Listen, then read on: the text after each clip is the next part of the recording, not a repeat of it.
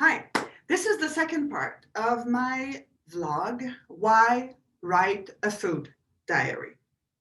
We're going to review in detail the reasons why it would be beneficial to you to keep records of your food intake. So let's get straight to the point. In my first video, I gave you 7 reasons to keep track of what you eat over a period of 24 hours. Here they are again. First one, become aware of the food that you eat. Variety, food group, protein, sugar, fat.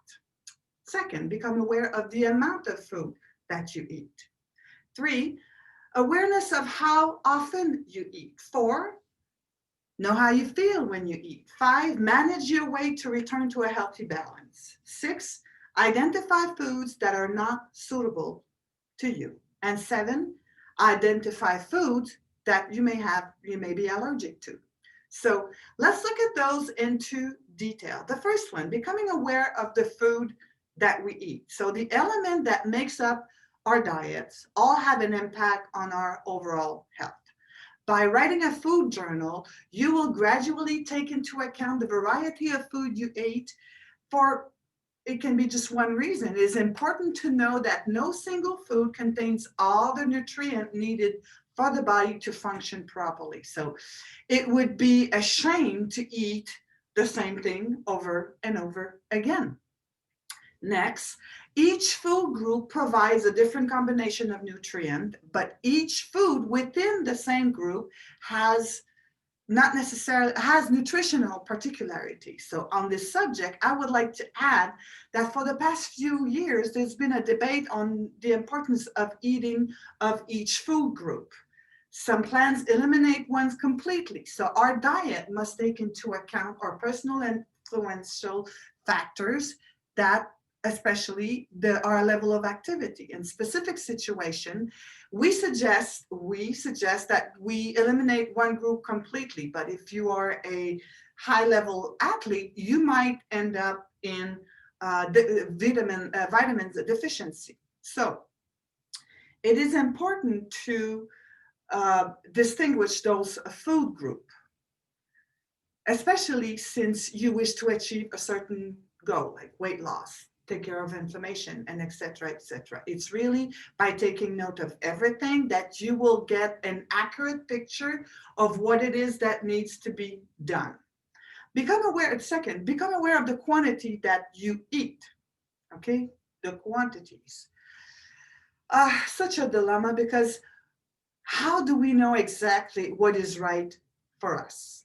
I repeat once again that we are all unique individuals and that there is no such thing as a miracle recipe that will work for everyone. So too much of it, crowded plates and servings, some restaurants, you've got enough food for 4 people in your plate. So the quick imbalance sets in, and then you realize that you eat too much, and then you start to swell and gas and restless sleep and so on. Okay, researchers know that leptin, a hormone produced by fat cells, plays an important role in controlling body weight in humans.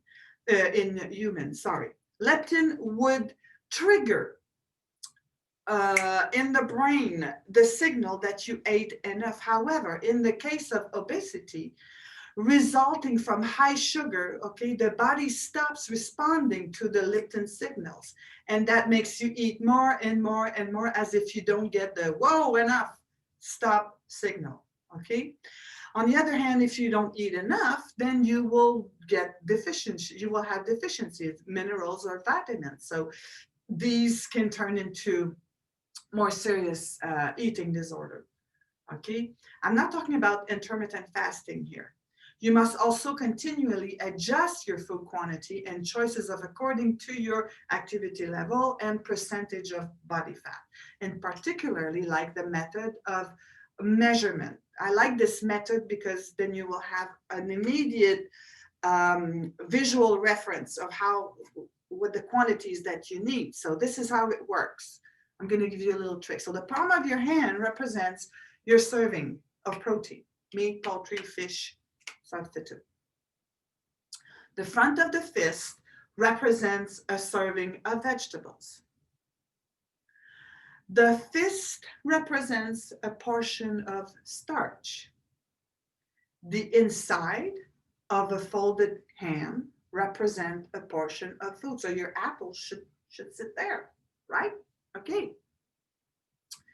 Butter or fat, this is the quantity. These examples vary greatly from one magazine of one website, but the importance is that you have a visual reference. So when you look at your plate, you know whether you have enough or too much. Okay, if you take 2 servings of vegetable for 1 serving of meat, look at your plate and you will see what it looks like. You can also use a scale, a food scale, or measuring cups or spoon, and in your kitchen. And once you've make a few tests, once you've measured the cups and then you put it in your hand and say this is what it represents, you will have a quick, as I said, visual reference on what the quantities are for you, okay? And you will see immediately it's too much, chances are. Third, become aware of how often you eat. Nowadays, and for quite a while, we have access to food 24 hours a day, 7 days a week. Fast food chains, as well as grocery stores, offer their produce all day, all night. This is convenient for people who work shifts or odd hours or travel and can't really go to the store before 5 o'clock in the afternoon. However, it doesn't mean that you're supposed to eat 24 hours a day straight. Okay, your food diary will allow you to record your meal and snack times, and you will be able to quickly analyze this specific data. We hear more and more about the notion, as I said, of intermittent fasting. Intermittent fasting alternate periods of fasting with periods of eating, your eating window. The duration of the phases of fasting can be modulated, change. This method allows us to restrict our consumption hours and to give our system a break, a time of rest, so it can use the energy to do other tasks it needs to be done on our body, in our body. Fourth, sign of hunger. I have already said that in another video, but here they are again, little stomach noise, a feeling of emptiness in the stomach, small cramps, decreased energy, difficulty concentrating, irritability, and sometimes even panic. Signs of you had enough, feeling of fullness without being, too full, finding food a little less tasty, you have a energy back and you feel comfortable and good. Depending on the food that you choose, the sign of hunger can be delayed or accelerated. So we discovered in the 50s that food containing high fat will support you longer as opposed to food with a high carbohydrate content. I'm talking a little bit here about ketogenic food plan, but it can be a little bit controversial. However, I don't want to get too much into it still. Third, our family heritage. Already talked about this reason in my first video. Our parents often feed us according to what they were taught by their parents and so on. Breaking the habits, the eating habits that we inherited from our parents, it can be very difficult. So if you don't break the cycle of eating spaghetti with mashed potatoes, it can be a problem. Okay, you should develop the same chronic problems that your parents had. 5, your emotional balance, how you feel when you eat. Okay, I admit, I ate an entire box of chocolate in front of the television, emptying, crying my eyes out because I had a broken heart. But if it becomes too often, then it is a problem. So you need to associate sometimes a feeling with what it is that you eat. And if you think it's a problem, just go go find a professional and talk to them about it. And maybe they will say, okay, yes, you need to adjust this and that, or maybe they will say, no, it's something else. It's what you eat that makes you eat all the time, okay? One last thing, another thing is it's important to make your mouth water. The secretion of enzyme from your mouth will help the food digestion process. Swallowing whole is not a good idea. It's a perfect recipe for an indigestion. 6, managing your weight.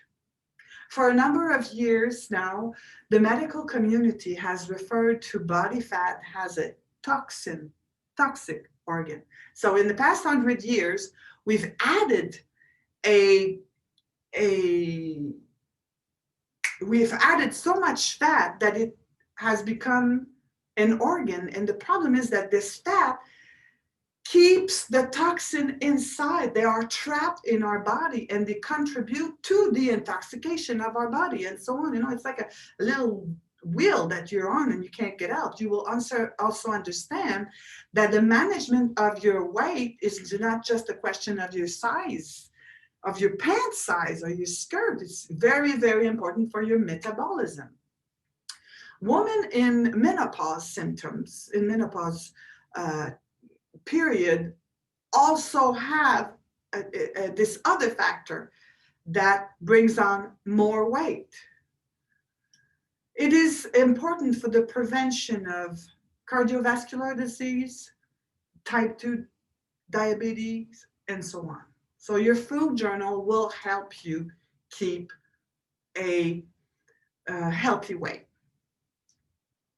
7, your food diary is an excellent tool to identify food that doesn't suit you. We've said that before. What's really neat is when you keep your food diary and you identify intolerance and so on, when you go visit with your doctor, you're going to be able to help her or him help you.